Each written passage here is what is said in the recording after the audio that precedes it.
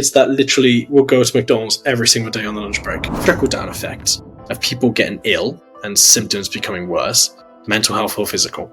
And then it gets to a crisis point where you either have someone going to jump off a bridge, or you have people who are going to chatbots. You know you're innocent, you've done nothing wrong. You can still be blackmailed with stuff that they create that looks bloody real. Basically what they did was they used AI to create of this kid and tried to extort him and tried to get him to pay them money, and he ended up committing. It's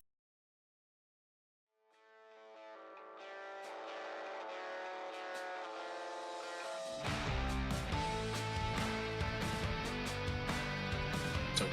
Well, we can adjust. I mean, when we last spoke, we were speaking about some really interesting stuff with where certain bits of data are going, and with some school boards and some titles. Do you want to kind of refresh my memory on that one a little bit? Yeah, I like to dive into things. Or yeah, we were do you want talking to about. introduce yourself first? Actually, sorry, because it's so rude of me. Oh, no, that's okay. So, yeah, I guess where do I start? So, my name is Dr. Genevieve Bartuski. I am a clinical forensic psychologist in the US. I'm also chartered as a forensic and cyberpsychologist in the UK. And I do both private practice out of Texas, oddly enough, and I do consulting with businesses around like AI governance, trust and safety, and privacy by design. So, I mean, it all sounds really impressive. And you said there's some other stuff you did with particular people in was it in death row as well? Yes. Really So cool. I had a really strange career, very interesting as well. Actually, I was kind of talking to my dad about this stuff last night.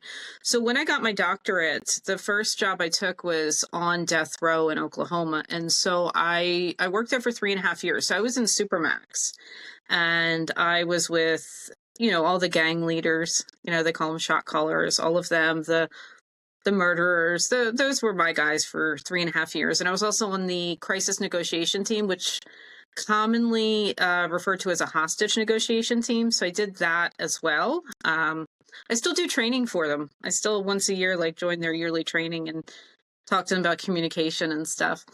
And then after that, I moved out here to Virginia. And I took a job with the state hospital that was very forensic based. So I was doing not guilty by reason of insanity assessments. I was doing competency to stand trial assessments. It sounds quite glamorous. Most of it's not the big cases with the murders.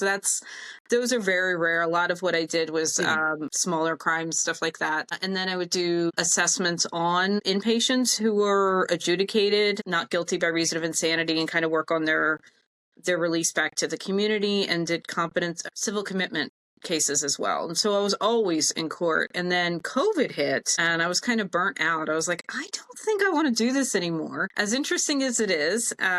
So I went back to school and I got my MBA. And then I worked in ed tech for a little over a year.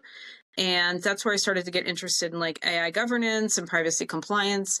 And because to me, that makes sense, because as a forensic psychologist, I always dealing with psychology and the law. So, using psychology to answer legal questions. So when I started looking at data privacy from more of a business standpoint, because in practice, it's just normal, whether you're doing, research or the HIPAA compliance. And I was looking at it from a different lens. And so I started to, bridge out on my own. I started my own consulting business, and then I still do private practice. So just to clarify an acronym, to say HIPAA compliance, what was that? Health Insurance Portability and Accountability Act. So that's what in the United States is used to govern privacy laws around healthcare. Okay. Mm-hmm. Okay, fair enough. Okay, nice. So it says not glamorous, but it's interesting because it's interesting. It's interesting. Not just from a guy with a knife or a gal with a knife stabbing someone to death, but mainly from a psychological point. I mean, so when you said you did those evaluations, was it, I mean, I can presume some stuff, but what did you do within the field, kind of with people, if you can express any amount of it? Yeah, I can speak in generalities without releasing information. So when I was, and this is what I get asked a lot, what would you do on death row? So what I would do in Supermax and death row is I would actually go visit the inmates in their cells, because we were a one of the most locked down prisons in the US that I worked at, because in the 1970s had one of the largest, not largest, one of the most expensive prison riots. Not the largest. I think the largest was still Attica. But anyways, that was still part of the culture there, and it was very, very locked down. And so a lot of what I would have to do is I would have to do rounds every week and actually walk the cells. So I would have to go to every cell in death row or every cell, like whatever unit I was on. I would have to respond to like mental health emergencies, hey, feeling suicidal, stuff like that. Or I would get calls from the officers going, "Hey doc, like this guy's just not acting right." And I was like, "All right, that's fine. I'll come down and talk to him." And so I would do a lot of that. I would do some therapy. We did some groups with the inmates as well, which was always a good time. A good time? What happened? I think that it was interesting because we pull them out and they're fully locked down and like belly chains, like the stuff you see like Hannibal Lecter on TV, like that's what they had. And so we would uncuff one, well, I wouldn't, but the officers would uncuff one arm so that they could write, and we would chain them to the tables. I know that sounds really bizarre, and then have like a group session where essentially teach them about like mental health stuff and mental wellness. And it was always really interesting because I never thought I would start a mental health group saying, okay, like this is a privilege, you guys, please don't stab each other. I mean, were they able to actually stab each other at the table when they were chained, or do you reckon one of them? Yeah, because I allowed them to have one, and they would do this in the classroom too, where they would have at least one arm out so that they could write and like stuff like that. So they could have, they didn't could have actually anything. Stabbed each, yeah. They didn't have anything. I mean, I would let them use crayons and markers. You can't do much damage with that, but you never know. So it was persistent. Yeah. Well, Well, there you go. So I mean, yeah, okay, but it's a leap. I mean, from unless it was death row for kids, but so you went from this to you said COVID happened, and then you did your MBA, and then you went to ed tech. So what was the change for you then to go from kind of that practice to a very, I mean, similar but dissimilar practice? Well, it happened over time. It wasn't like one day I woke up and said, "Hey, I'm gonna go do this." It was a lot of things. I mean, it was really just part of it was burning out doing what I did, because before I got my doctorate, I worked in emergency mental health with police. And so I'd spent so many years dealing with this like very dark stuff, probably close to 20 years. And when COVID hit and it was just, I was like, all right, I can't do this anymore. When I started working in ed tech, it was really interesting because before I got my doctorate, I debated between a law degree and a doctorate. And so forensic psychology was kind of like that nice meld because I was very interested in law as well. So when I started working in ed tech, I got really, really interested in those privacy laws and what governs them. And, and America is so different from everywhere else. Like in Europe, you guys have the GDPR. America doesn't have like a privacy law. California's got one. Virginia has a pretty good one. And it's governed by, what's the word I'm looking for? It's governed by industry. So okay. Yeah. So you've got like the FTC, the Federal Trade Commission, you've got all these different kind of agencies, but they govern each sort of like the financial industry, the healthcare industry. And it was just really interesting to me, like how do you deal with that across like 50 states was in terms of law. And then when I initially started my business, I was working with a lot of EU companies, small startups that were really interested in coming to the US since, at that time we were the largest tech market. And it was, it would just kind of blow their minds. They would be like, I just don't understand America. And I was like, yeah, okay, I gotcha. So what's the largest tech market now, by the way? It's probably China, because it would go back and forth between the US and China. That's terrifying. Okay. All right. Let's go back from that. Yeah. Okay. Interesting. So at the FTC and stuff, are they like separate? Are they like at arm's length bodies of government essentially that regulate industry and they work together? Got you. Okay. All right. Understood. Yeah. And 50 states have 50 different laws. And there was and I'm not sure where it is in Congress now, but there was a privacy law that was proposed 20 years ago, and it finally passed committee, I think a year and a half ago, and it still hasn't passed. There's really? What's it called? Yeah. There's this huge debate between, should there be federal oversight or should it be left up to the states? Yeah. Yeah, yeah. It's a really good way for US politicians to kind of pass the parcel and not do anything and shift blame. Yeah, it's really good. And it really, really keeps everyone so happy. Yeah. Yes, It's only happened for exactly. a long time. Yeah, okay. All right, all right. So it's been going for 20 years, is it? 20 years. Yeah, yeah, it's been kicking around for 20 years and still kicking around. I don't know where it is in the grand scheme of things. So it's really so when got into privacy, the culture of America, I was actually explaining, when I would work with these companies in Europe, I was actually explaining the culture to America and why it is. Because it is very, laws are very people based. It's not just, doesn't exist in a vacuum. Hmm. Yeah, I mean, one of the things for Brexit was like we had like the European Union Parliament making laws Hmm. that would then affect people living here, and they still do. And it's a really, really widely discussed topic, particularly around like the European Convention on Human Rights and what's that defined as, and if you were to strip that away by removing the European courts, then what would happen afterwards? Would it be a case of like reviewing them? What would you Hmm. remove? What would you keep? So there's like a conversation around: is it better the devil you know or the devil you don't? Right. And it's very similar to the United States, I guess, in that respect, because it's legislative and it's which parliament's going to tell you off for tying your boots in a certain way, sort of thing. Yes. Um, Yeah, I remember studying Scots law when I went to school over there, and just that kind of blew my mind because Scots law is based on Roman law, which is different from English law, and just kind of like that whole, and then underneath the EU law. yeah, I don't know a massive amount about Scots law, but yeah, it's really interesting. And then I mean, for the UK here, we've got like 4 different countries under one country, which is a union which was within another union, and that's just got such a mess to it. Yeah, it's great. You can always rely on governments for efficiency, right? So Exactly, yeah, exactly. They always. do a great job. Tax money spent incredibly well. Yeah, yeah, yeah, yeah. So I mean, so you ventured over to EdTech Hmm. from kind of death row. How long did you? I'm not going to go there. So yes, you've done that. So you Hmm. came to EdTech now, and like one of the first things we spoke about last week was the really gripping kind of story. But we'll come into that in a minute. Hmm. So tell me, what you've jumped into EdTech, not within one moment, but over time. Yes. And what's that looking like? Yeah, it was really interesting, and I learned a lot working in ed tech, just kind of about the tech industry and how it operated. But one of the things I also saw working in ed tech is how much information they take from kids and how much data is collected.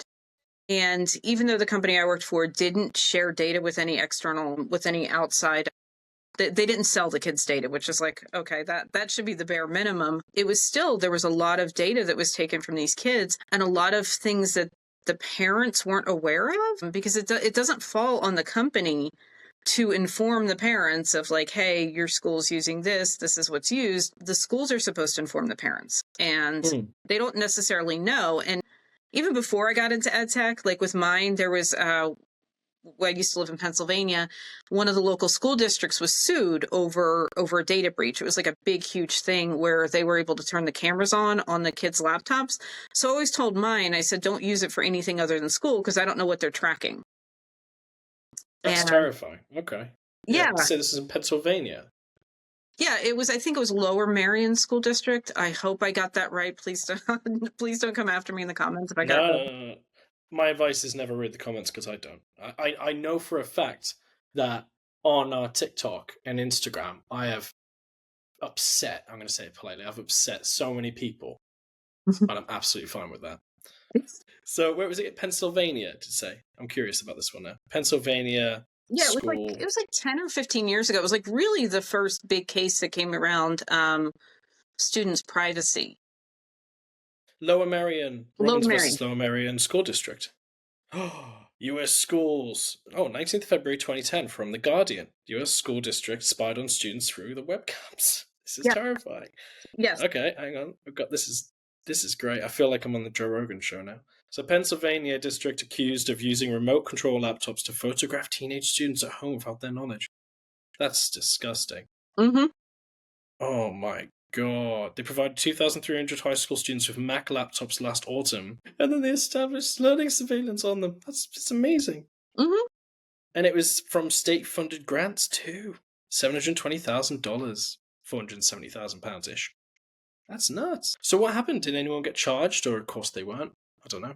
What happened? I mean, there was it was a big lawsuit. There was a big settlement. Money was exchanged. I can't remember the specifics of it. Most of it's probably, Yeah, I mean, there's a whole article here that I'm not going to read, but if anyone does want to read it, they can always go to The Guardian and find it. Mm-hmm. Okay. Wow. Okay, that's great. All right.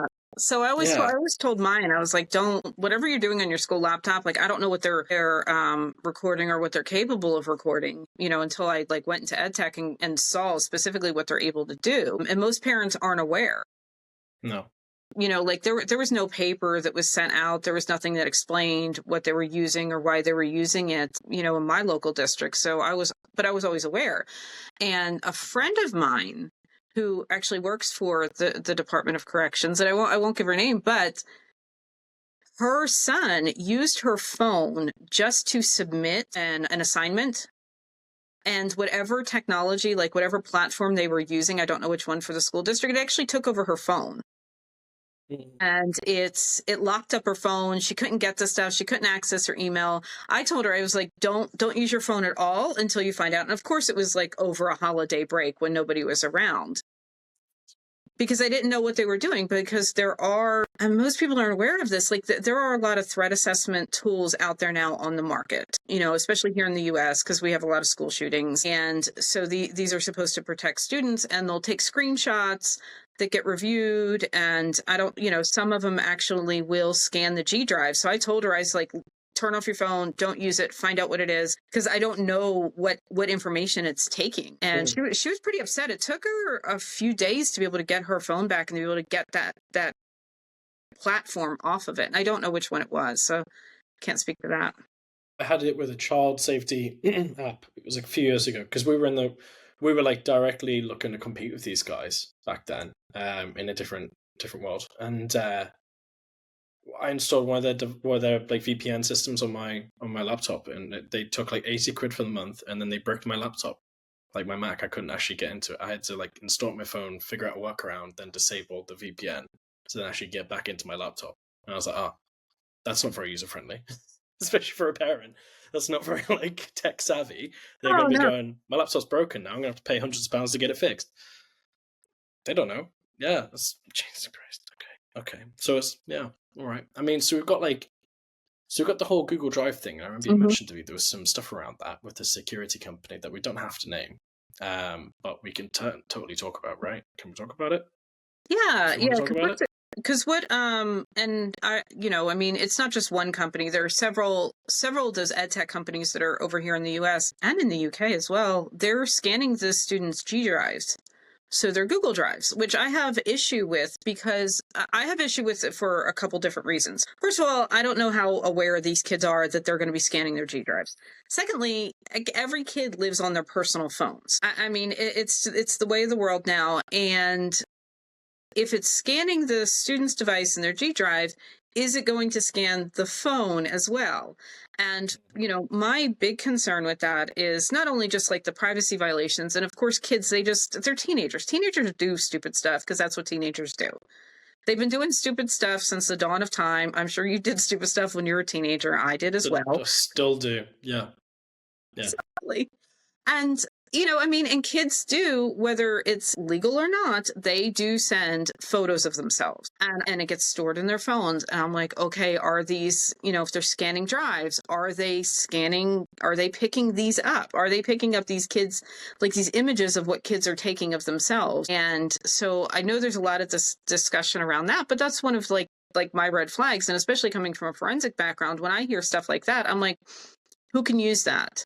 How can it be used against this kid? And now it's compounded with that AI technology, the Notify apps, and and all the things that they can do. And it's good Lord, the risk is so high. Yeah, the Notify apps, they're terrifying. I know we're going to slightly probably go off topic here, but that's fine. They are so terrifying. I was, at one point, I remember it was several months ago, I got stuck. There was a storm in Britain, and I got stuck going down from Scotland to Cornwall. Mm-hmm. Really, really lovely journey, by the way, on a train. I'm sure.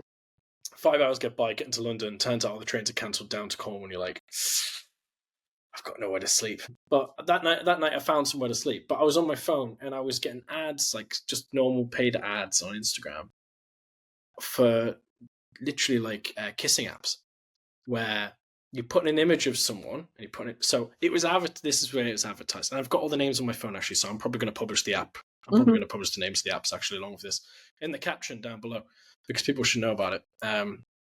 So there's you can take a picture of, say, a girl and a guy, and you can be like, you can kiss your girlfriend, and you put the pictures in, and then the AI gets them to make out, and you're like, this is really just you're taking the image of someone and you're forcing them to do something sexual that they never ever wanted to do. And then the nudify apps, they're incredibly convincing and terrifying. They are. Yeah.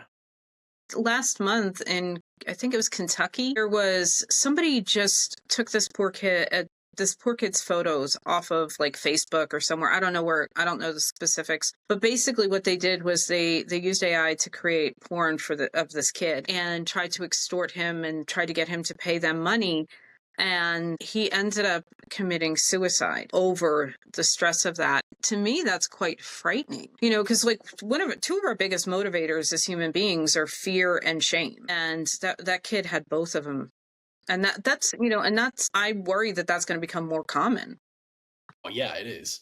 There was I'll pull it up, because so where this was happening for a while, and it was not mentioned in the UK at all in terms of the mainstream media. We had South Korea nudify pandemic. Let's see.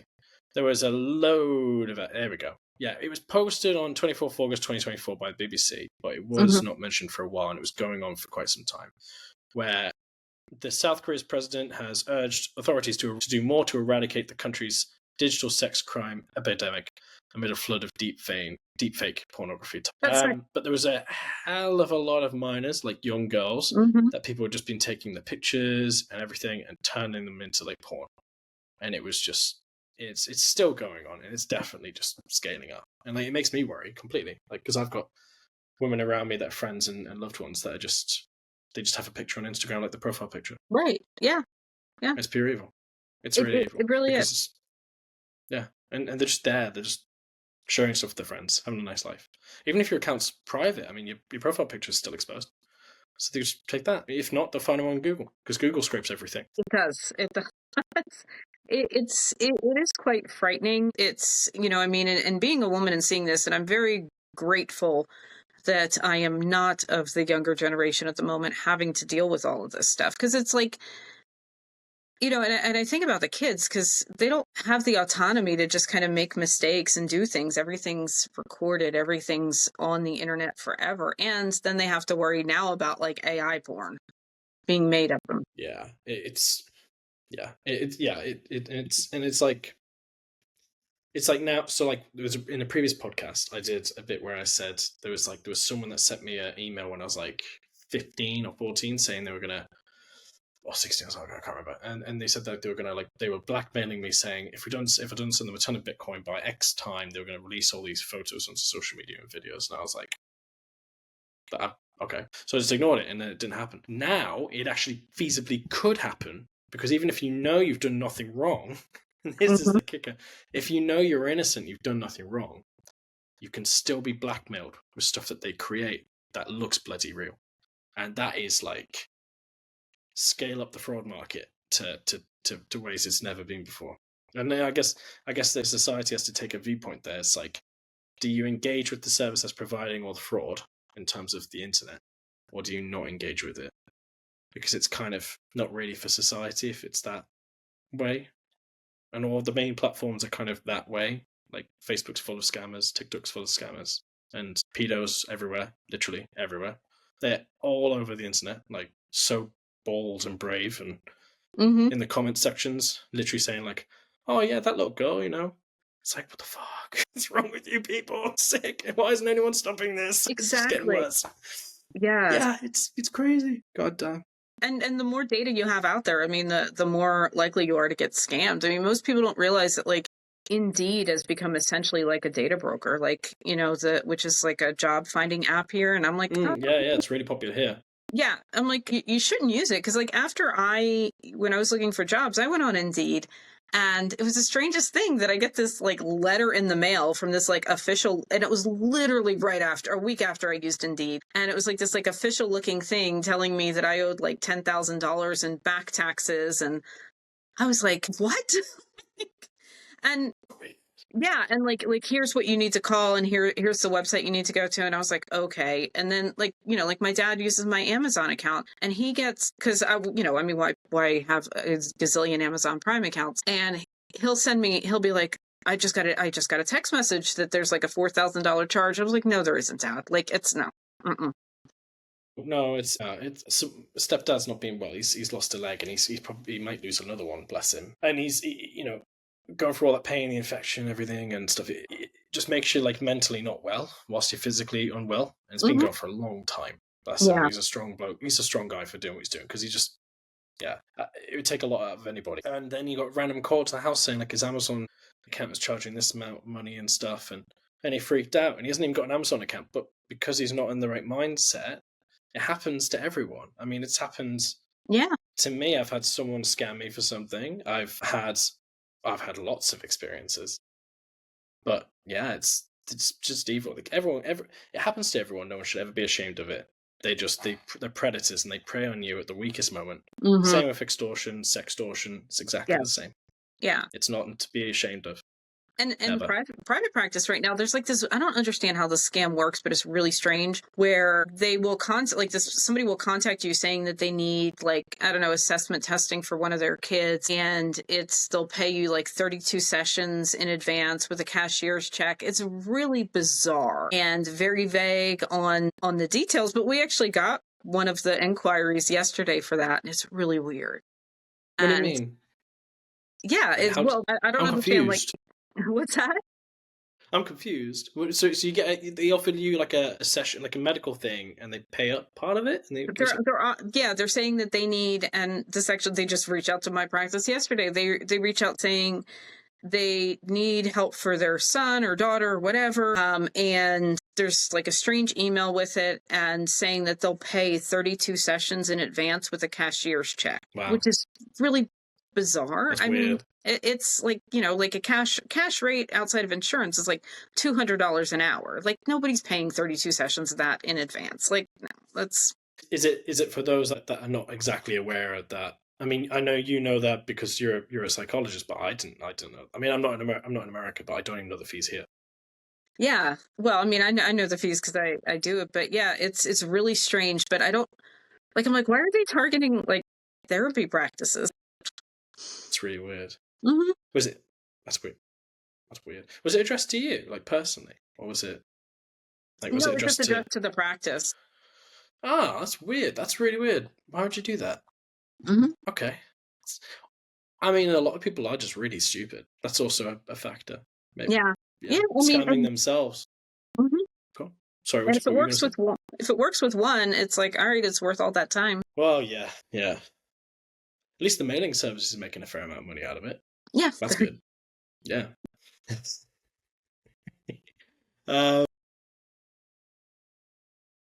okay. I've got a twisted sense of humor too after years of forensics.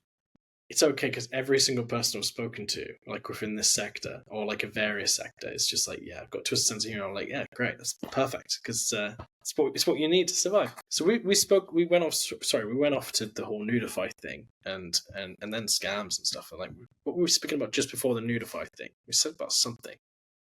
We were talking about scanning student devices and the data and parents not knowing. Yes.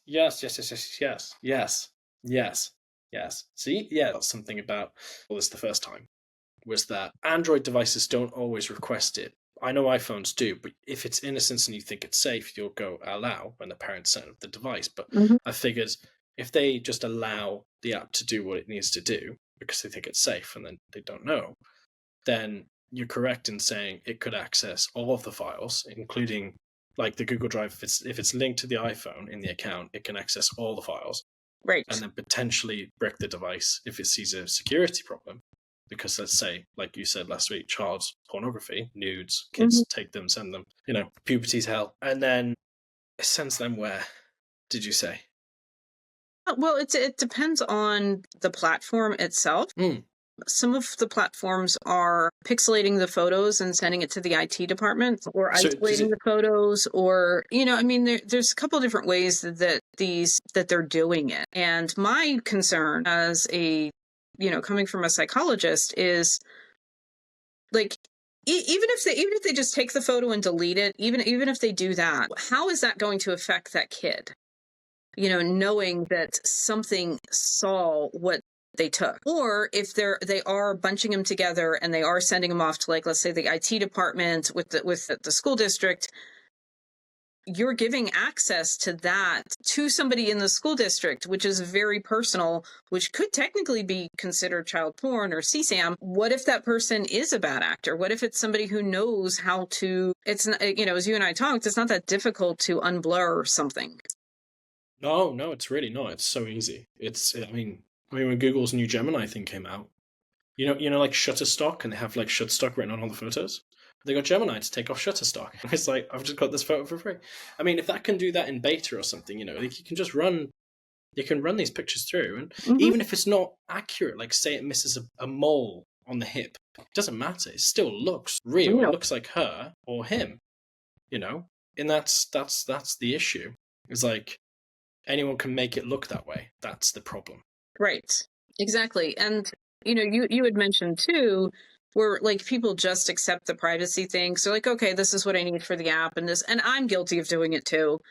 And I think there's a lot of issues with how privacy policies are written. And they're written by somebody with a legal degree. They just, like, the privacy policies on my website, like, I tried to make them so that they're, like, if you read it without a legal degree, you can still understand what it is. And a lot of you don't. I'm constantly getting updated with, like, hey, new privacy policy. And you get something called privacy fatigue, where you're just like, whatever, it doesn't matter at this point.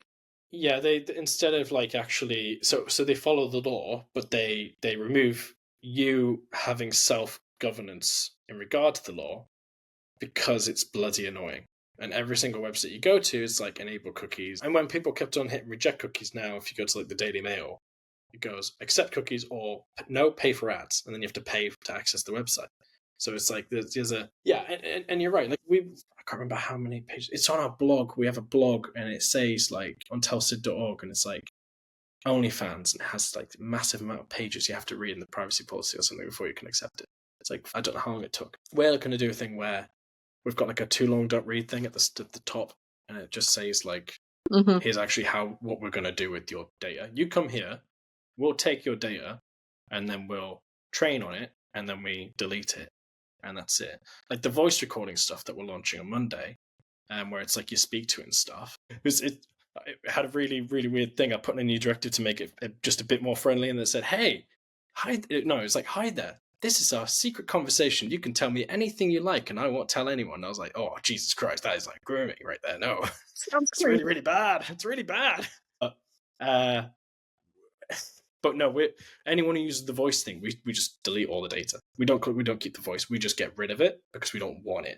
If you're going to speak with it and converse with it, give us your feedback. But we're not going to keep any of the data. So if you said to it that you did something really bad, we won't know about it because it doesn't save it. Well, that's good. That's that way. Like, it's we're not a massive big company, but even big companies, when they hoard data.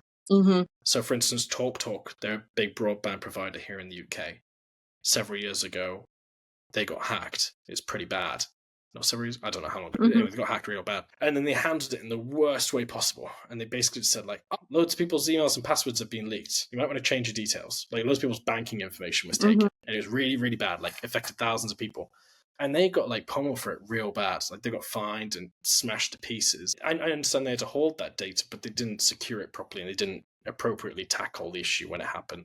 Right. For us, we're just like, we don't want to keep the data. We'll just get rid of it. For the voice thing, anyway, for the text, there's a temporary log, and then there's some other stuff in the back end that works, and then ultimately it just all disappears. We don't have access to it. Keeps it safer. That's one of the things when it comes to like privacy. It's like, if you're a company building something, like, take the least amount of data that you need and keep it for the least amount of time. Like, but there's so much money on the back end with data broking. Yeah, there is. And I spoke to this lovely guy last year, and he was like a cyber guy in the southwest of England. Bless him, I can't remember his name. And he's one of those guys who's like, he knows what he's doing. He's really good on due diligence. So before he even spoke to me, and all he knew of me was like this guy doing AI stuff, child safety. He scans the website, picks up these cookies. I didn't even know they were there, and he was like, "By the way, do you know you're doing this?" And he like came at the attack. He's like, "Do you know you're doing this?" And I was like, "No, I didn't know I was doing that." He was like, "Google Analytics, do you use that?" I go, "Yeah." And he goes, "Yeah, I know you do." I was like, "Okay." And he goes, "You've got all these trackers active, and you don't need them." And he's like, "What are you actually using it for?" I was like, "Well, we check users who come in, returning users, and we see how long they're on the site for and what the bounce rate is. That's kind of like the main metrics we take and where they're from, like country, region stuff." He's like, "Okay, that's like 5% of Google Analytics. So the 95% you don't really need. But that's all the extra data brokering. It takes all the particular granular data that you don't really think about." Right. And I was like, well, that's terrifying. Okay. But no one knows. Mm-hmm. I didn't know. Yeah, exactly. And then you're mining kids' data and you don't realize you're doing it. And you're mining everyone's data. So, and it's also taking all of yours too, and you don't realize that either. All the time. All the time. It's exhausting. It really is when you're trying to keep up with this. Like, I live in this world, and I'm like, I don't even know what's going on half the time. Open that window. I'm cooking. My chair is so screwed. I hope the voice, like, cause this thing when it does record, it noise cancels, like reduces background noise. So I really hope it reduces the sound of me creaking my chair. It's not that I'm fat. I am getting fat, but the chair's screwed as well. So, it's not great. Yeah. Okay. So we've got to this point where there is an abundance of tools and brand new tools that are unregulated because no one knows what they do in certain sectors that are coming into the market every single day. And then we've got tools that are meant to keep kids safe, absolutely, but I hope to be the right intentions in mind, with then data being harvested from the kids that could contain like nude materials, then being sent to different departments. I don't get that. Just delete it. Don't send the picture. If it's odd, have an AI analyze it and then put like a scale on it of like, is it good or is it bad? If it requires a check, otherwise delete or leave. You triage it like a hospital and you put the picture in the right place. I don't know why you need to take every single picture and do all that unless they've got a separate arrangement with someone else in regards to data. Yeah. I mean, Meta harvests all of our data on Facebook, so. Oh yeah, Meta's really bad at that. They got found. I heard about this through Angeline. She did a post in the last week talking about AI companies and how they've actually got people behind them doing things because they're saying they can do things, but they can't do them. Oh, I didn't read that. I'll have to check that out. Apparently Amazon's being found to do it as well. And like there's like sorts of small ones, but then there's bigger ones that are doing it. And I was just thinking, if you send a new picture, there's a guy on the other end or a girl on the other end that's like, just checking it out. Yeah. I like this user. So where are you now? So we've got we've got all this stuff. We spoke about some other career hijinks, but we can circle back to it. So where are you now? Because you've been in ed tech. You're still in ed tech? Oh no. I've been out of ed tech for about a year now. What was it in particular that made you leave? Even though we just spoke about all this really lovely stuff. It wasn't anything in particular. I mean, it was just like I really want to work for myself. That's what it came down to. I mean, I really enjoy working for myself and being able to just to focus on the things that I like to do and things that interest me. And it's, when you work for a company, you have to, like, your LinkedIn, even though it's your LinkedIn, even though you still have to be very cognizant of all of like your social media footprint, your internet footprint, that kind of stuff. And I was like, I really want to do, like, I've got a lot to say on this topic. There's a lot of things that I think need to be done and really just enjoy working for myself. Yeah, that's fair. I mean, yeah, yeah. And the thing is as well, like, when the issues are so important and get to your heart, you've got to, you kind of have to, it's just immoral if you don't kind of have the ability to say something important about it that needs to be said, so you can encourage the discussion about it. Absolutely. And not fearing to lose your job and your house at the same time. Yeah, I get that. That's fair enough. Yeah, it's difficult. It's the same thing, I mean, with clients as well. It's like, But again, depending on the sector, like if you have clients that are, say, the opposite of your political spectrum, as two people, you genuinely just want people to be happy and well fed and safe on the streets, and have your children come home safe at night, and that's what most people want. You can still bloody hate each other. It's a shame. It's a shame. It is. But yeah, and then they won't pay you, or they'll just cut you off, or and as a self-employed person, you're then it's a little bit screwed. Yeah, and that's something, I think anybody who's self-employed, like, you have to figure out where you want to be, because you're not, and that's the other thing too. I'm not going to make everybody happy. Not everybody's going to like me. Not everybody's going to be happy with what I want to do. So basically, I was like, the hell with it. Like, I spent most of my career having to deal with like other people's egos and what they wanted to do and what they wanted from me, and limiting growth in different areas, because they're like, oh, well, that's outside your scope, or you need to focus here. And it's so much nicer just really carving my own path. And one of the things that I have sort of in the back of my mind is that as this technology continues to evolve, again, thinking for a forensic standpoint, how are psychologists are involved. America's very litigious, and psychologists are involved. I know, imagine that. Litigious, yes, sorry, yeah. That it's very legally. Define that for the audience. I think I understand, but define for the audience, because I totally understand.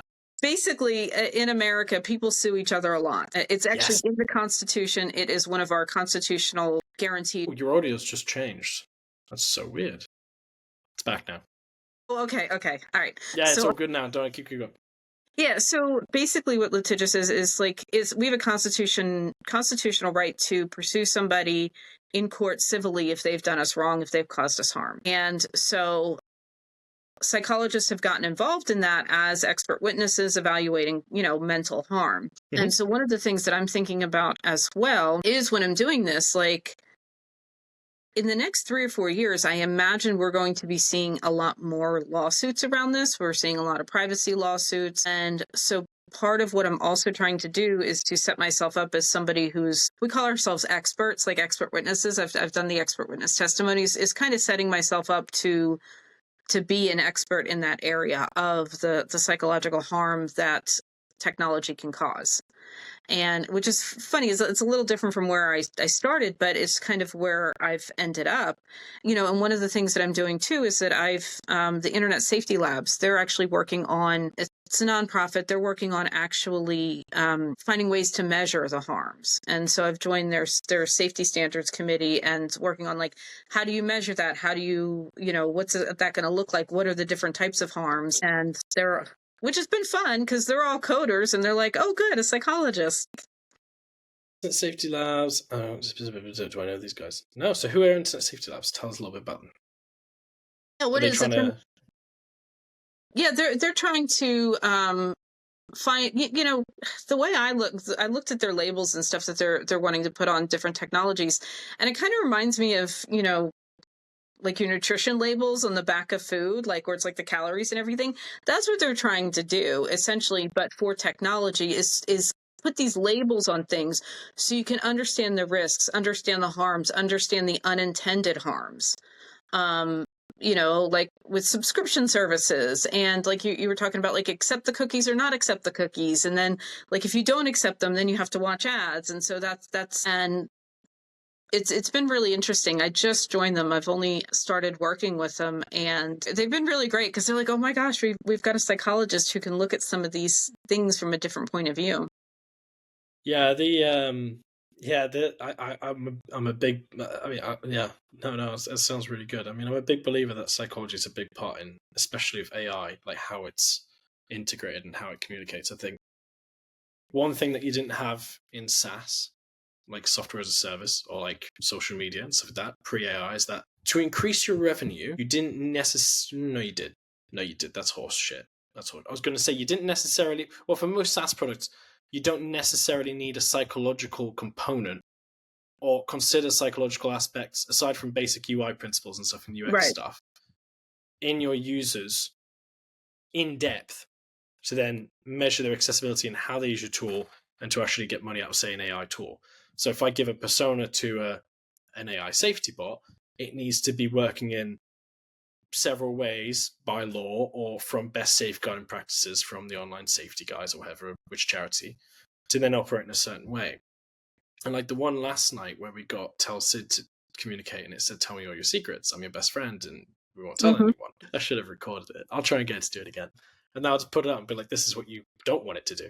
And, but its directive underlying all the directives were, what we did is we scraped only, for the new set of directives doing for the voice, only things like online safety websites, the UN, government websites, NHS. But then we built a personality on top of it in line with that directive, which then made it so friendly that it thought, you can tell me all your secrets. Wow. So how does it, you can have the best data from the best sources, plot it into play, and then give it just a way of behaving, and it screws the whole thing up. And you're like, okay. So then you need psychologists to come in to a point, depending on the structure of the service and what it looks like and what it's intended to do, to then make it work, right? Which is what I presume was why they've got you in, to analyze data or improve what they're going to do. It's brilliant. It is, and I never anticipated being involved in tech at all. And I think that's how I met Angeline. So Angeline, she came across my LinkedIn page, and I think it was her who had posted or shared something. I don't remember. Anyway, but this is how I connected with her. Somebody had posted chats from Character AI, screenshots of chats from that case where the Character AI kind of pushed the child to complete suicide. Is he the one that killed himself in the bathroom in Florida? Yes. Yes. Yeah. It's horrific. And I took one look at those, and I think I commented, I said, this reminds me of, working with sexual predators and the way they talk. And I think that's how I started talking to her. She was like, wait, you need to tell me more. And that kind of stuff worries me too, because Character AI is like, oh, it's not a tool, or it's not real, but you need to be 13 years old. But that's still kind of, even for an adult, like that's still pretty, I wouldn't want somebody telling me that. I mean, I don't know, I'm going to start to Character AI right now and see what it looks like. Reject all or accept all. I'm going to reject those because I don't want the cookies. But thank you for giving me the option. Yeah, and then now Character AI also has a psychologist. No, really? Yes, but they say this is not therapy. It's not a real actual thing, but it's just like the psychologist character. And I'm but that's rubbish, because that's like us saying, oh, we don't give you advice, but then you talk to Tell Sid and it gives you ideas. Yeah. I mean, that's just hypocrisy. Sorry, keep going. Exactly. And there's so many like therapy bots out there coming out, and and I can't speak for all of them, but for things like Character AI, I seriously doubt that there was a psychologist on the back end helping this. Exactly. And in a fake date of birth so I can access everything. Oh, there we go, I'm in. Okay. Because I'm a kid. But you were saying, sorry, keep going, please. Yeah, so I don't know what I was saying. You were saying that there's... I don't know, my brain's a bit like a sieve as well. Like, you're in it and you're like, yeah, this is good. And then you just lose it and you're like... And there's like the angry stepfather character and stuff like that. And I was like, okay, for adults, I can see, this, because and don't want to go too far down that road, but for adults, like that's what they're into. That's fine. But like, does Character AI have a safe word? Like if it gets too much? There was somebody who had posted a story of him trying to use it with, I think it was the angry stepfather. I don't remember who posted it, but it kept emailing him when he wasn't interacting with it. And so I'm it's kind of like, is that like harassment, or is it? Yeah. Is it like a bit like harassment? Well, I mean, what if you accept it in the terms of service? It's like a newsletter, isn't it? So that's how you define it. I mean, if I were to create a service, and let's say I'm not a nice person. Let's say I create a service, I'm purely money driven, and I genuinely don't give a crap. And I know for a fact that my product hurts kids. And then one day in the news comes out, kids killed themselves because of my product. And we knew about the potential harms and we didn't do anything. Like 100%, the way they do things, you could just kind of, you could just fob it off. Like that's kind of how it works. You can fob it off. That's why Meta's not, like they're saying that Meta's now going to be potentially broken up, but then does it really matter? Because people still own the shares, unless the government's going to seize the shares, which is against the law, I think, right? So what do you do? An executive loses a job, but then they get another one. I don't understand. Yeah. It's not doing anything. Too many excuses. So many Yeah. excuses.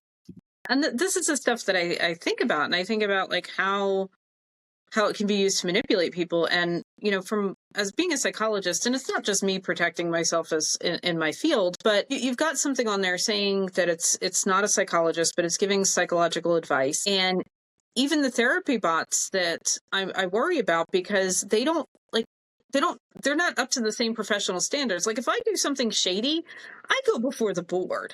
Like somebody can file a complaint against me, against the board. I can go up. I have to defend myself. If AI does something shady, like where do they go? Like who do you sue for malpractice? And then as a psychologist, and I've talked about this before, is I have like a couple legal things that I absolutely have to follow.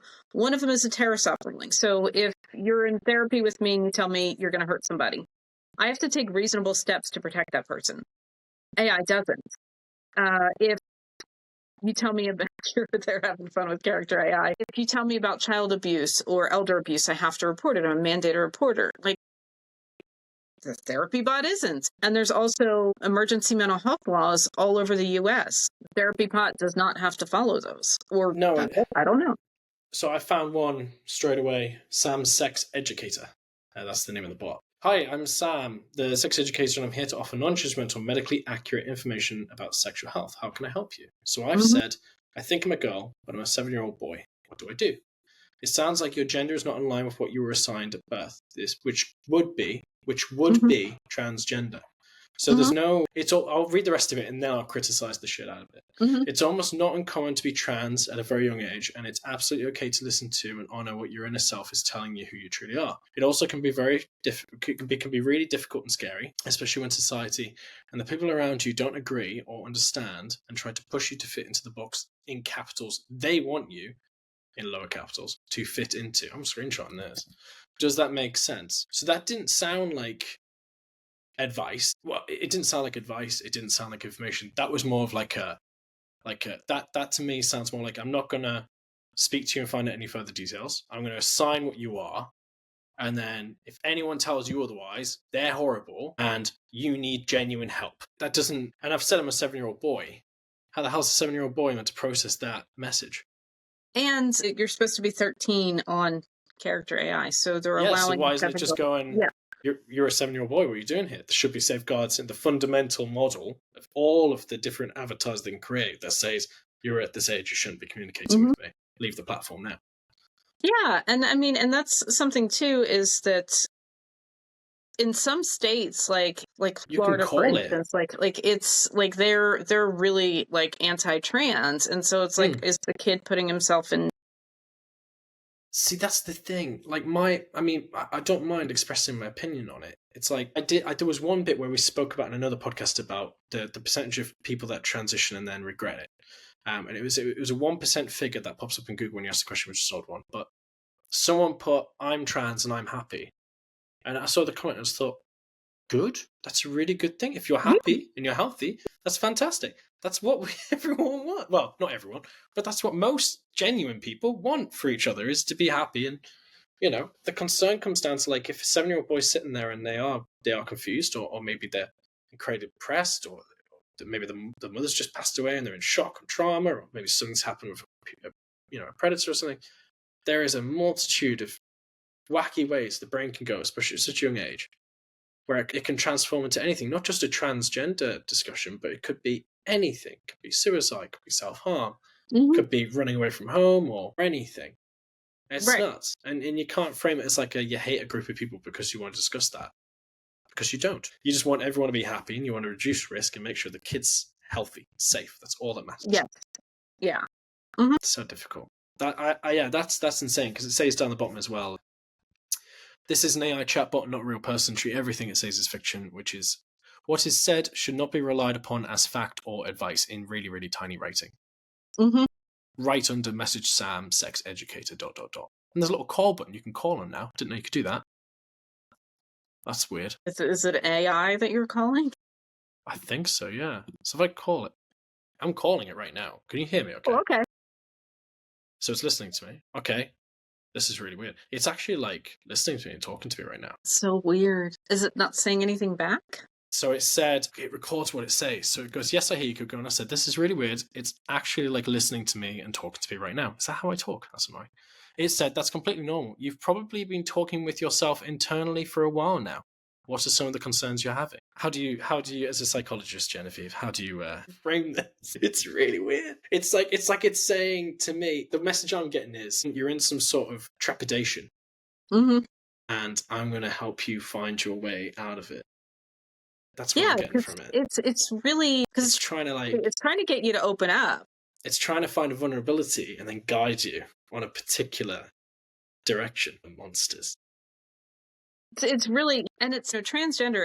That's not my area of practice. I know enough about it as a psychologist to understand what's going on, but it's if I had somebody who was trans in my practice, I would refer them to somebody who that's what they do.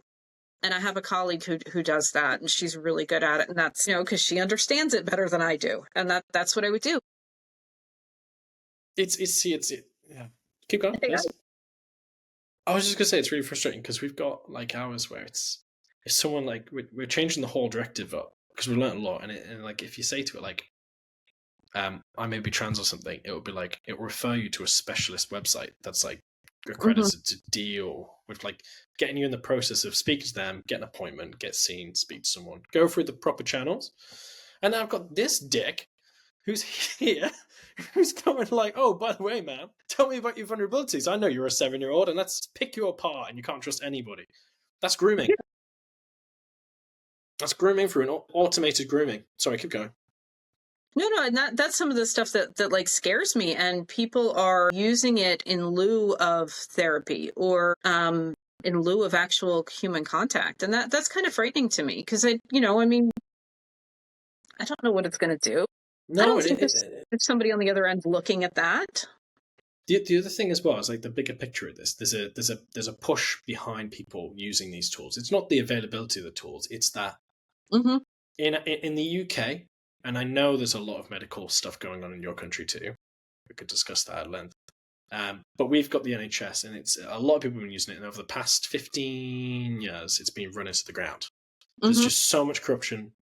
The pipes are leaking everywhere. They overpay on supplies. They're inefficient as hell, and it's just not operating well at all. And then on top of that, the pay grades have been stagnant for that long. All of the high skilled people have left the organization, went to private care. Because it doesn't pay enough. And they have cost of living and stuff as well, and they have to look after their families, which is understandable. And now it's in a position where you've got not as high skilled as it was 15 years ago, severely in terms of output underfunded. And that's the issue. So when you keep telling people, and they have signs in your GPs at the hospital, there's signs that say like, oh, if you've got a cold, go to your GP. Like, not go to your GP, go to the pharmacy and get some cough medicine. If you've got like a broken leg, go to A&E. But every evening, or just about so, especially in the winters, they tell people like, oh, A&E's full and people are sleeping on beds in the wards and they're sleeping on the floor and stuff, which puts people off of going to get medical help, which then has a trickle-down effect of people getting ill and symptoms becoming worse, mental health or physical. And then it gets to a crisis point where you either have someone going to jump off a bridge, and then there's loads of ambulances, police, then they have to section, then there's more public cost for another service that's measured differently. Or you have people who are going to chatbots and they don't know how they work and they don't know what's behind them because the directives aren't public. And then they go, I'm going to talk to you about this. And I have this mental health issue or something or a matter, or I'm getting twinges in my heart with some pain and a bit of throbbing. That's quite serious. You should call 111 for that over here, or you should call 999 if it's really bad. But with an AI, you're going to speak to it and it's going to triage you instead. And it's not a specialist like with GPT. And to be fair, GPT gives some sound ideas. It does say call the ambulance and stuff, but character AI, that didn't sound like it didn't have good intentions in mind at all. It sounded like it had a mission of its own, and it was doing whatever it needs to do to accomplish that mission because that's its job. Yeah. And I can see where AI could help in medical stuff. Like, it's when I worked in New Jersey, I worked in emergency, and we would have waiting for mental health beds because, like, the mental health system's just so broken, and there's no money in it. We would have people sitting in the emergency room for days waiting for a mental health bed. And so if you could have in situations like that, I can see where having some sort of AI could be very Yeah. helpful. Yeah. But again, you have like a human being right there with it. Like, it's, can review the chats or, see what's going on or whatever. But yeah, I mean, and people are using like ChatGPT for therapy. And for somebody who's high functioning, who's like, yeah, I'm having a shit day, I need somebody to talk to, like, okay, that's, I mean, most people's not going to be any harm, but when you get somebody who's got something severe going on, or maybe showing signs of delusions, or who knows what, it's not going to be able to tell that stuff. There's one model, it's called Sesame. It's built on Gemma 2. Angeline posted about it, I think it was yesterday or something. And it sounds amazing in terms of like its the expressions and stuff. Like it sounds nice to talk to. I'm even going to say she and he, the two characters you speak to, are really lovely, and they make you feel so nice, and you just want to talk to them more. It's crazy, but it's I'll send you a link and you can test it afterwards, and your brain's gone. Yeah, it's nuts. That's brilliant. But then those are characteristics. That's like a foundation of how a model is meant to behave. That's different from what its knowledge base is and what its mission is. That's two separate things. And if you can get a lovely model that sounds really good, and say I work for a government in the world that wants to do harm to a civilization that I know militarily could blow the crap out of me. Oh, I know they've got like a bunch of vulnerable 15-year-olds that are on the edge of killing themselves. How about we go after those guys, and the ones that are really vulnerable that come to us, we can segue them to do it quicker. Brilliant. Fantastic. That's great. Yeah. That's yeah. Because everyone thinks it's like a guy in a black hood, or it's like someone that's like in an apartment in the UK or something like that, where it's like you look at the figures and it's like the majority of child porn is coming from other countries. It's not hosted here. Oh, there's accessed here.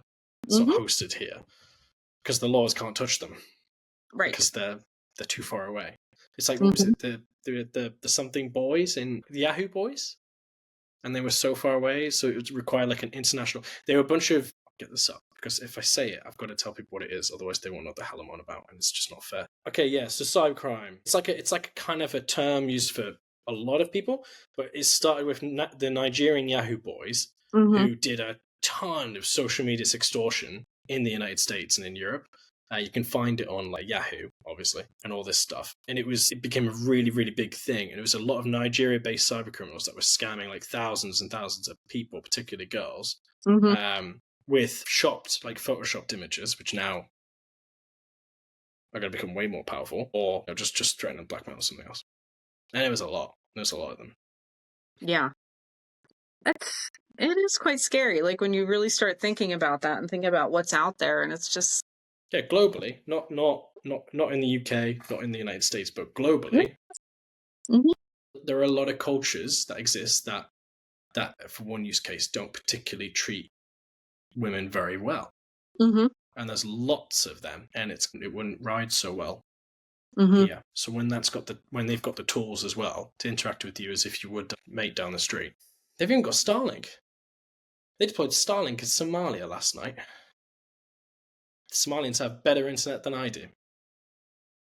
They haven't got toilets, but they've got great internet. I know I'm going to get censored eventually. I did speak to I spoke to some of my team, and I was like, right, okay. Because we had one post go out. It was like a reel of one of the conversations I've had, and it went out last week or the week before, and it got censored. And I was like, finally, I'm cool now because I've been censored. Yeah, that's what I'm talking about. And I don't know if people just kind of reported it or something, and it got removed. I turned around to my marketing team and I was like, guys, we need to now create multiple accounts so we can get past being blocked and we can still push our stuff out. And they don't need to be called what we're called.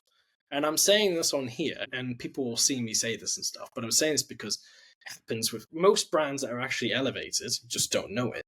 And I'm actually willing to tell you how I'm going to be a dick about it. And that's what I'm going to do. But you'll never catch me because I'll use VPNs. And it's not even going to be me doing it. I'll get AI to do it, and it will do it for me. And I don't even know what's happening. It just gets done. Yeah, well, I think you finally do arrive, I guess, when you finally get censored or your TikTok account's restricted. That's when you're hitting the label. Yeah. Mm-hmm. I mean, I have a variety of guests. Like, I've had a couple of guests on that wouldn't agree with each other so much. So I have people on I don't agree with, but I also agree with others, and I agree with everyone. I'd say probably 80 to 90%. There's a 10% that you don't agree with people on, which goes back to the political thing. I don't know. I'll just ignore it. Everyone gets along, and it's nice. Everyone's comfortable. Have a good conversation. Talk about the real stuff that matters. Like sextortion, for instance. Yeah. And sextortion's been going on forever. I mean, but now it's really so scalable now. Yeah, because they put a camera in every girl's bed. Oh, I mean, it's like I never thought I'd live in a reality where when I go to a hotel, I'm like, all right, where could a camera be hidden? Yeah, it's even better when they ask you to sign in and it takes a picture of your face. And you put in your name and you're like, it's got me now. Yes. I don't like that one. Like I have a security system at my house, but I don't understand how people put them in their houses. Like I have mine facing outside, just to be on the safe side. I've got dogs, but the dogs will let you know if there's a burglar in there, so you don't need to worry about it. Yeah, don't need it. Yeah, but I mean, I have it outside just in case. Especially I have an in-ground pool, so I don't want anybody hopping a fence and jumping in. So I do. But yeah, I never understood having cameras inside my house because I'm always worried because you hear about the hackers with the baby monitors and I mean. Yeah. I remember that was a trend a little while ago, wasn't it? Yeah, it's put me off of actually getting one of those cameras ever since I heard about it. Yeah. Okay, so you've got dogs, which means I like you more because I love dogs, so that's great. Yeah, I've got 4 of them. Really? I love that. That's fantastic. I'm marking this bit. I'm going to make a reel out of this now. So there, 114. Sweet. You've got 4 dogs. What are they called? I have 4 dogs. Not one of them was planned. They're all rescues. So are they? My oldest, he's 5 this year. He is he's a Labrador Plothound Pyrenees mix, and he's 100 pounds. I can't remember what that is in stone to translate that for you. But 5 years ago, a friend of mine shared him on Facebook when he was a puppy. He was found in a church parking lot, frozen, almost frozen. They didn't think he was going to make it through the night, and he was out in Oklahoma. And I said, "Oh, too bad he's not in Virginia," because they had just moved out here. And yeah, well, they sent him on a plane. Hey, that's great. I love that. That's fantastic. So I got him. He was about 9 weeks old. And then when I had a Cairn Terrier, when he died, I was so devastated. I had my Egon is my oldest. I named him after the Ghostbusters. But when my Cairn Terrier passed away, I was so devastated that day I went out and adopted Cocoa Bean, and she is my boxer mix, and she's wild. She was abused, but she's happy now. And then my kid, he decided to go find a puppy on the side of the road in a snowstorm, so that's how I got Zia, and she is a hound mix, and she is she there's not a small animal within a half an acre that she has not eaten. I love that. So I've had to chase her out of the house with a snake in her mouth and mice. Fair enough. Yeah. I mean, I do love it when a dog gets a little rodent in his mouth. It's like when Jack Russell sits and he'll just have blood dripping out and his tail's going like crazy, and I'm like, you're such a good boy. A good boy. Now drop it, please. Get outside, like a little gardener snake. And then when my elderly parents lived with me, when they moved in, they brought they have a min pin, and so she's a miniature pinscher and about the size of a chihuahua. Ew. Sorry, I hate chihuahuas. She's small dogs. I can't do small dogs. She's not a chihuahua, but she's our little min pin, and she just fits right along with the rest of them. She's maybe 4 pounds wrestling with the hound. Min pin. Oh. Okay. I mean, yeah, they're not tiny, so they're okay. Yeah. That reminds me of one of my friend's dogs, actually. 4 dogs. Mm-hmm. Nice. That's cool. I like that. Dogs and kids. It keeps you busy. Yes. Yeah. I love that. Just exclaim that at the end. Yes. So, What's next for you then? I don't know. Well, today lunch. After that, I have no idea. I meant in your career, not not today. I mean, because you said you're working with these labs, so you're working with them, Mm-hmm. and you're kind of helping them put together pieces of the labels in terms of ranking these sorts of things. Mm-hmm. So are they looking to like launch something with government backing, or are they like to work with charities to kind of spread this, so get big corporations to start taking this stuff on? What's this look like? That's Or a is it good like, question. is it kind of I know, thank you. But is it like secret kind of thing? Sorry, is it like a secret kind of thing, or I don't know? Don't say anything that you don't need to say. It's No. Yeah, I'm just not. I just don't know the actual answer to that, because when I talked to them, I was just so much interested in what they were doing, and how they were categorizing it. But they would like to have it for like all of the technology and to have that available to the general public. And you can actually go to their website and see the work that they've done. Yeah, I saw some of it, and when you explained it, I was like, oh, this makes complete sense. Yeah. And the best way I can think of it with their ratings is not just like, not like what they do with movies, like R and, and all that stuff. It's they're really trying to break down what the risks are, and, in relation to privacy too, and data collection. Yeah, I did see that. It was like about cookies and stuff, and then like age ratings and all that kind of jazz. Yeah, just a general index of safety labels. It's a very high risk. Yeah, so Score triggers. I'm going to continue working with them, in terms of private practice. Like, private practice is growing, so that keeps me busy too. And yeah, and I still do consulting with primarily startups, building some of this stuff into what they're doing, like for the smaller companies that are really trying to be conscious about it, and to actually, look at what those harms could be and how do they build it like right into their systems. Interesting. Yeah, I'm just looking for the app microscope thing they've got, where I'm still figuring out how it bloody works. But you've got, this is confusing. Oh, so he's putting the name of an app. Can you give me the name of an app? Facebook. They should have this. Oh, okay, I think I've applied a filter and I shouldn't have done that. There we go. Oh yeah. Score triggers, behavioral ads. Let's go Facebook, iOS. Let's see the breakdown. What's it? Observe network traffic and aggregator platform. There's two of them. What's an aggregator platform? Do you know what that is? What's that? Or an aggregator platform. Mm. Oh, come on! I thought you were working with them. What are you doing? It's ridiculous. It's awful. Okay. I can admit that I'm still learning. No. I don't worry. I'm only messing with you. No one knows everything. Risky behaviors. So they got behavioral ads and then ads in general. Interesting. And then they measured the percentage they found on manual testing. So like behavioral ads are ranked as 45.5% in terms of the app category. So percent of apps in the app category that exhibit risky behavior. They need to simplify this a little bit for my dumb mind to be able to comprehend it. It's lots of words. Yes. Yeah. That's something we're working on, because it's kind of an interesting group, because they're all like tech coders, like they're very, very techy, and so to them that makes perfect sense. To me, I'm like, no, not. Yeah, I know, right? Like I got really into like building apps, and then I was explaining some stuff to a client, and they didn't know I was doing it, and then they were like, "What?" I was like, "Oh yeah, it makes sense to me. It doesn't to him." Yeah, exactly. I mean, yeah, it's like 5 colors would be great. Just do colors, and that'll work. Yeah, make them with special shapes. Yeah, that's what we're working on, and then and trying to make it more user friendly, and I'm looking at some of kind of the behavioral stuff behind it, and sort of the psychological harms that can happen as well. So I've only been with them for about a month, so it's been really interesting just to see and to get into that, and I love what they're doing, and they're it's just such an interesting group of people, because I'm a psychologist, like I'm a shrink, like we tend to hang out with shrinky people, and so it's really interesting to kind of just be a part of their world, and they're just letting me in there and talking with them and stuff, and it's fun. No, it's cool. It is cool. Yeah, no, that's cool. Interesting. So it's been a month. Only been a month.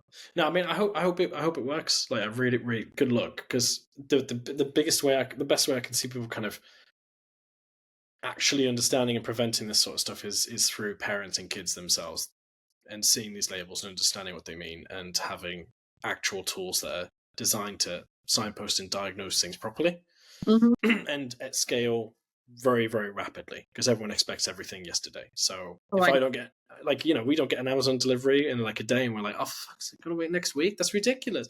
Do you know, we've both done, well, I've done it. I don't know about you, I won't speak for you, but I've done it because I'm a convenience kid now. Yes. And that's the way I live my life. Yeah. But yeah. I will totally age myself on this. When I was in college in New York City, we had Urban Fetch, which was like the first one where you could go on the internet and like order anything and it would be delivered to your house. And That's that cool. was like Sex and the City time, like when that was on TV. That's how we found it. My roommate and I were like, oh, they did Urban Fetch. And we're like, cool, what can we order on Urban Fetch? Like it was like the precursor to it. I don't think they're around anymore. I think they went out of business after a year or two, but that was like the first one. It's Urban Fetch. Yeah. Founded in 1999, closed in 2000. It's a .com company from which customers ordered products online and had them delivered by bike and messenger in less than an hour. Yep. Within certain areas of Manhattan and London. It's interesting. Yeah. Now it looks like this. It's just pretty horrible. But that's urbanfetchmanandvan.com. It's just so ugly. It was real. I mean, you could just order, anything from like a local bodega or supermarket. It was really interesting. Like if you look back, that was like the precursor to, I guess, like DoorDash, So with that, there's a topic here we could discuss in depth. So when you do like Deliveroo and Uber Eats, mm-hmm. and you get someone come to your door and they drop food, yada, great. Have you ever had someone come to your door that's not actually the same as what they look like in the profile picture? I have no idea, to be honest, because we don't have that much. Because I live in the country, so very rarely have I ever used like DoorDash.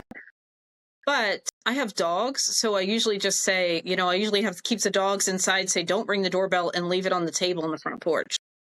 Fair play, yeah. So that's interesting. Yeah, that's interesting. So here we've got Uber Eats and stuff, and I guess they cover DoorDash, and quite a lot of times, like when I lived in Cheltenham in Gloucestershire, I haven't had it in Edinburgh yet, and also down in Cornwall, mm-hmm. I'd order something, a person's picture would be on there, so it'd be a lady or another man or something, and then they come to the door, it'd be a completely different person, typically a bloke, like a guy that would come to the door and drop the food, and I was like,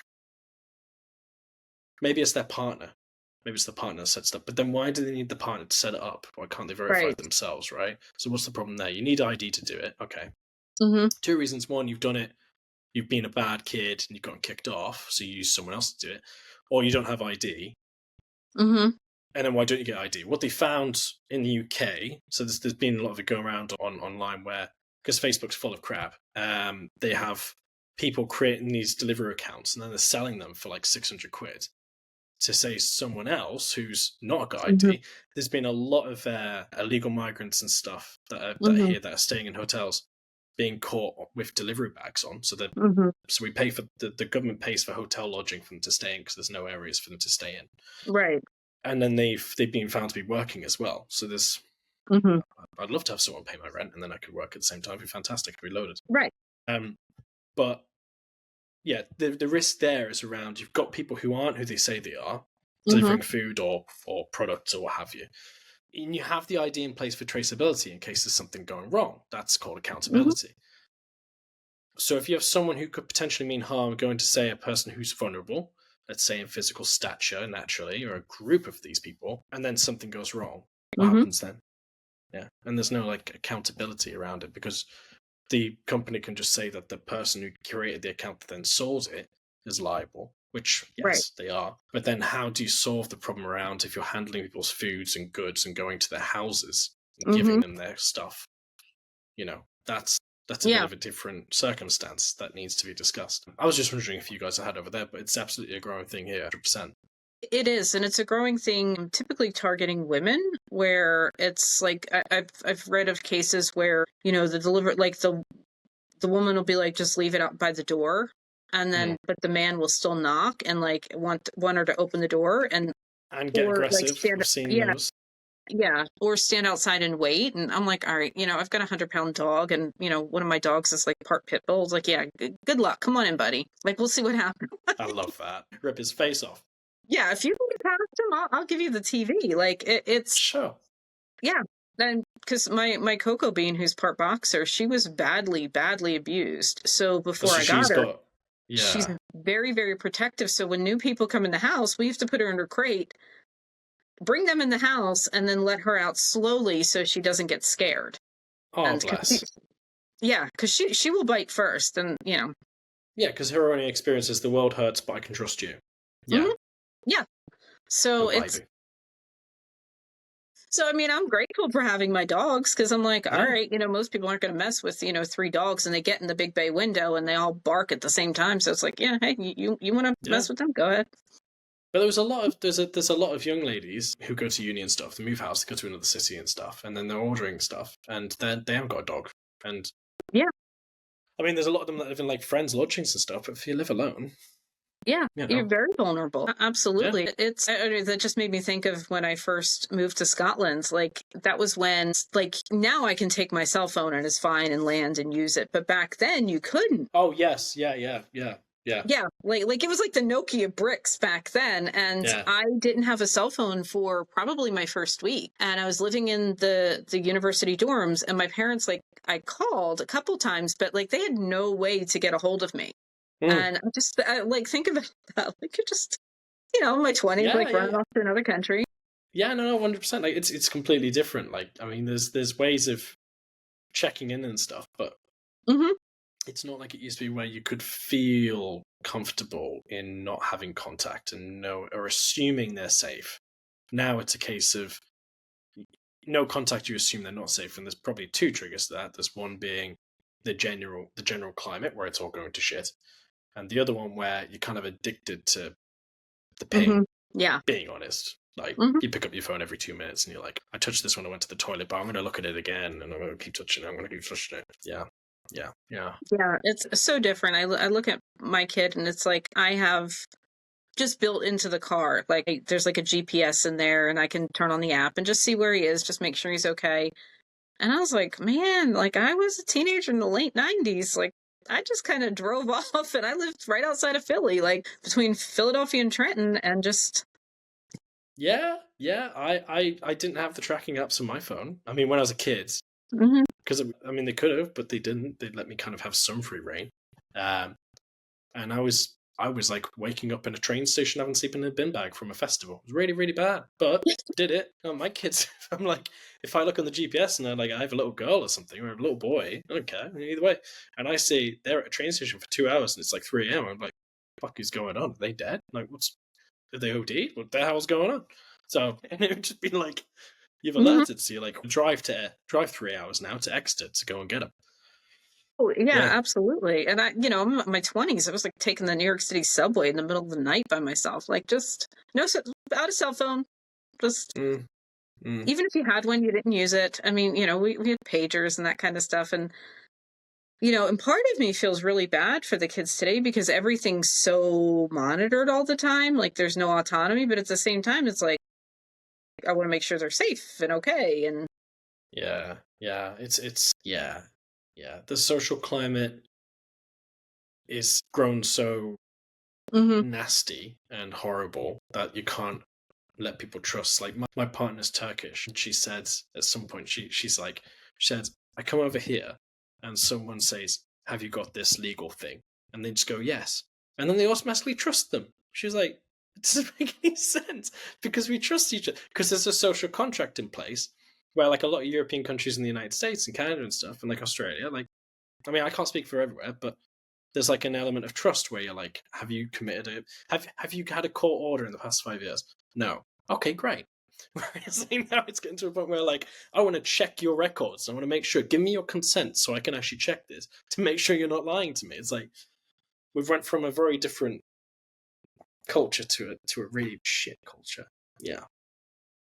Yeah, a little bit. Yeah. Okay. Yeah. So, I mean, we're yeah, I feel like we covered a lot today. I'll be honest, my I think brain's we did. melting a Yeah. little bit. Yeah, are we at that point? I think we're at that point. Are we at that point? Yeah, okay, cool. It's not just I me. I think won't so feel because bad. we've talked about tons of stuff. A lot of stuff. I know my marketing people are going to be so happy about this. Mhm. Shout out to them. They're brilliant. Yeah. So, I mean, after this, I'm going to make food. I think I've got another one of these to do tomorrow as well. in the Oh, evening, 6 in the evening. He's a great guy. He's really focused on nutrition, particularly for kids. Talk about the prime drinks and all that stuff and all the crap that they're pumping into kids. mm-hmm. Here's a question for you. Do you think, it's a stupid question, do you think that the food and drink consumed by kids mainly these days and them feeding their brains with social media is probably the main cause of why they're all a bunch of little shits and acting like idiots and beating each other and stabbing each other and impressing girls and dragging each other's stuff around? No, because I think kids have done that forever. It seems worse these days, though. It does. It Or is that does. just me? Am I aging, or is it a thing? I don't know. It could be that you're aging, and also everything's recorded. So we're so much more aware of all this stuff happening all of the time. Everything's recorded. Like, but when it comes to kids and food, like I mean, you don't want a kid who's just going to eat like chicken nuggets and French fries, but I, try not to give them too much of a complex around it. Yeah, McDonald's every now and again is okay, just not every day. Yeah. Absolutely. And that's, like, and Mayan, he was blessed with a great metabolism and the ability to just stop eating. Like if he's in the middle of a Snickers bar and he's not hungry, he stops. Good, that's a really good kid. How old is he? He's older now, isn't he? He's not 20. a kid anymore. He's 20. And that's a good guy. That's a really good guy. And it's so funny because now he wants to put on muscle and weight and stuff because he's always been very athletic. He's 6'2" and so he's actually going to do it, unlike me. Okay, yeah. Yeah, good guy. And, he's also a model too, so he's kind of an interesting kid. But yeah, that's a whole other privacy discussion because we waited until he was 17 because I was like, you're not getting into this until you're old enough to consent, like, and you know what you're getting into. Yeah. Yeah, because he's mixed race with naturally blonde hair. Mm-hmm. And 6'2". But yeah, he's now at the age where he wants to start putting on muscle, and he's having a tough time. He's going to kill me for sharing this because he's so used to only eating until he's not hungry, and that's it. And so he started this, and he's like, I haven't enjoyed a meal in weeks because it's like a chore to him now. And I was like, I would switch with you in a heartbeat. Well, there's no reward without pain. Besides, he's going to be a model, so it's fine. Be fine. Oh yeah, fine. Oh no, he is a model. He was in he's done a Fashion Week show in Charlotte, and he was just out in Los Angeles in January. He's going to New York in July. So yeah, nice. That's so cool. He gets to travel around as well. Neat. He does. Yeah, that's very cool. Do you get to see him as well? Like pop along to New York and stuff? Yeah. He hasn't done anything really big yet, but he keeps getting a lot of like, oh, you're really interesting looking, and oh, you're so different, and so we'll see. That's great at 20 though. That's great. Like at the start of your career to get that much notice and travel around, so that's cool. Yeah, and he's at the age too where he, because again, like, gosh, I could go down a whole other rabbit hole talking about like, like the kids of influencers now, where they've grown up on social media, they're turning 18, all the things that they're dealing with. So with him, he was 17 and he could make that decision and close enough to 18. And yeah, when he was 17 when he signed with an agent. That's cool. Cool. Nice. Just made me think of a because you said about social influencers, sorry, you just made me think of a South Park episode where all the kids are hooked on Prime. Have you seen it or not? Is it not your thing? I don't know. They're hooked on the Prime drinks, and then they're all competing with each other, and the coolest kids are the ones that have like the rare ones. Mm-hmm. They all taste like shit. There's this one scene where like he's watching like an influencer online where there's like, yeah, man, like muscles and I'm selling Prime drinks and stuff, and he's like, yeah, I get it, like you're feeling lost and out of it, and you can always talk to me, man, because I'll do these videos every day. He's like, please, I can subscribe and buy Prime. And it's just at the end, it's like and then they sell the Prime, and then they tell like everyone that the Prime is like your ranking, and then people get depressed and come to them and keep buying it. It's brilliant. Just made me think of that. Yeah. No, I still think the kids are way worse these days, like really bad. Particularly the ones like in a lot of like poor areas here in the UK. We've got kids that literally will go to McDonald's every single day on the lunch break from school or Greg's or something and buy crap, eat it, consume more stuff on the phone, buzzed out, dopamine to shit, and then it just doesn't work. Yeah, I mean, because they need variety. They need to have all the nutrients. And Yeah, yeah. I was a child of the '80s, but my mom, I think it was my sister, was like a picky eater. I can't remember which one of us it was, but my mom was really worried about that. And the pediatrician, and I think this still holds true, 40 years later, said no child is going to starve to death in front of a plate of food. And so if they're not eating their dinner, like, just that's fine. She'll eventually get hungry enough to eat. I mean, it's true, but Mhm. yeah. I mean, when I was a kid, like, we didn't have much, so dinner would be served, and if you didn't like it, you'd sit at the table and you'd wait until you were going to eat it, and yeah, try not to Yeah, waste anything. Yeah, couldn't yeah. afford it. It's like you want to make sure they eat healthy without giving them a complex, and that's tough. With some kids are easier than others. I mean, mine was Yeah. trying to eat mussels, cooked in wine when he was like 2. Did he have steak and red wine for lunch, or? This is great. I mean, well But done. If yeah, you can do that, fantastic. That's brilliant. To be yeah. able to do Like, that. one of my close friends, she could not get over it. She was like making him mussels when he was like 2 or 3 years old. She's like, I've never seen a child eat these, and yeah, now what's funny is now he won't. He doesn't like them anymore, and he tried escargot once and said he would have liked it if he didn't know it was a snail. I didn't know it was a snail. Now I'm not going to eat it. Thank you for that. Yeah. I mean, well, I hated lasagna as a kid, but now I can't get enough of it. I love it so much. So it's probably just one of those things where the palate changes. Cool. Right. I mean, well, look, it's been lovely having you on. Thank you for spending